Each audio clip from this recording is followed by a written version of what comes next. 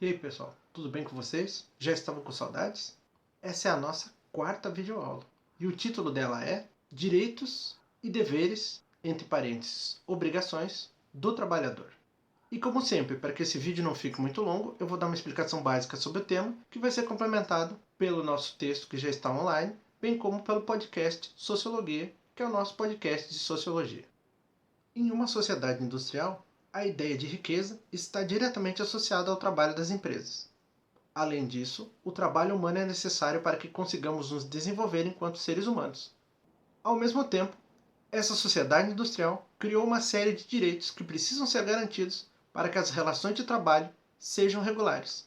No caso do Brasil, a CLT, Consolidação das Leis do Trabalho, é a regra que especifica a maior parte dos direitos que os trabalhadores possuem.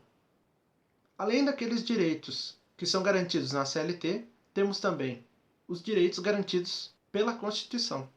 Esses direitos podem ser divididos em duas categorias: o que chamamos de direitos principais e o que chamamos de direitos financeiros.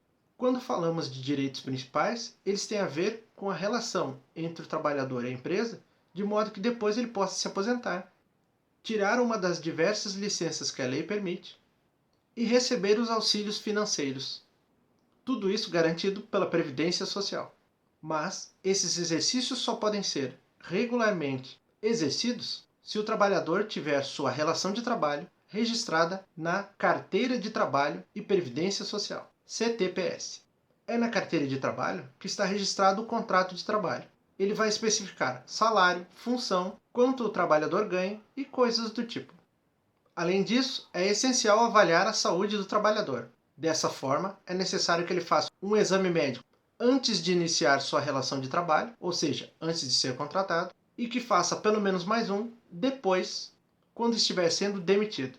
Esses exames são essenciais para avaliar o quanto o trabalho pode ter produzido de doenças funcionais naquele trabalhador. Outro direito essencial é receber o salário até o 5º dia útil. Isso é essencial, pois o trabalhador normalmente tem contas que vão vencer, e um atraso nesse pagamento pode gerar multa que vão diminuir a quantidade de dinheiro que vai sobrar depois que ele pagar as contas. Outro direito importantíssimo é o descanso semanal remunerado. O descanso semanal remunerado significa que, após 5 dias ou 6 dias, o trabalhador tem um dia de descanso que vai ser remunerado. Normalmente esse dia ocorre nos domingos, mas não é obrigatório que o descanso semanal remunerado seja no domingo. Também é direito do trabalhador não ser incomodado ou sofrer ataques morais pelos seus chefes. Isso pode configurar o chamado assédio moral, ou mesmo assédio sexual. Esses principais direitos devem ser garantidos para que outros direitos não venham a ser futuramente violados, como, por exemplo, o direito a se aposentar. Sobre os direitos financeiros, é necessário lembrar que eles sempre são pagos no formato de dinheiro ou no depósito em conta. Porém, alguns desses direitos estão limitados apenas aos trabalhadores que trabalham em empresas. Burocratas, ou seja, aqueles funcionários que trabalham para o governo, não têm direito a alguns dos direitos financeiros. Entre os direitos financeiros que são exclusivos dos trabalhadores de empresa estão o Fundo de Garantia por Tempo de Serviço, o seguro-desemprego e o aviso prévio. Esses 3 direitos estão diretamente ligados à ideia de garantir ao trabalhador que foi demitido a possibilidade de momentaneamente possuir alguma renda, mesmo que não esteja trabalhando. Mas o exercício desses direitos está diretamente ligado à relação de trabalho que se encontra registrada na carteira de trabalho. Entre os direitos financeiros garantidos a todos os trabalhadores estão as horas extras, férias, 13º salário e as diversas licenças que a lei permite. A existência desses direitos, que são garantidos por lei, não significa que as empresas não possam estabelecer formas alternativas ou complementares de pagamento.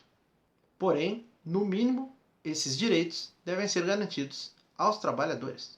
Um direito financeiro tipicamente adotado pelas empresas é a ideia da participação nos lucros ou dos resultados. Porém, a empresa só pode oferecer uma participação nos lucros. Em caso de prejuízo, quem absorve isso é a empresa. Não é possível descontar do trabalhador caso a empresa tenha prejuízo em determinado período. apenas por fim na relação de trabalho. Por último, mas não menos importante, estão os deveres ou obrigações do trabalhador. Embora esses deveres sejam diversos, eles podem ser resumidos em duas categorias. A primeira categoria é o dever de agir com ética, seja para com os colegas, seja para com os superiores, seja para com o ambiente de trabalho. Desse modo, o trabalhador não deve brigar com seus superiores ou seus subordinados ou seus iguais, nem realizar qualquer ato que gere prejuízo para o seu ambiente de trabalho, seja físico, seja mental. A outra categoria é a ideia do sigilo profissional. O trabalhador é obrigado a manter sigilo daqueles dados confidenciais que são considerados importantes ou estratégicos para a empresa dentro das atividades que ele desenvolve.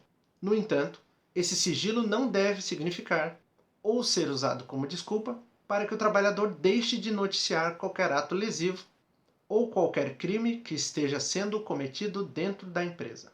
Afinal, quem perde com qualquer ato de corrupção é toda a sociedade.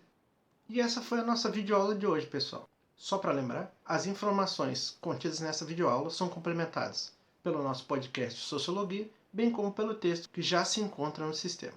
E se você tiver alguma dúvida sobre o texto, sobre a videoaula ou sobre o conteúdo do podcast, pode perguntar. Prometo que eu respondo o mais rápido possível. Nos vemos na nossa próxima videoaula. E lembre-se, se possível, fique em casa. Até semana que vem, pessoal.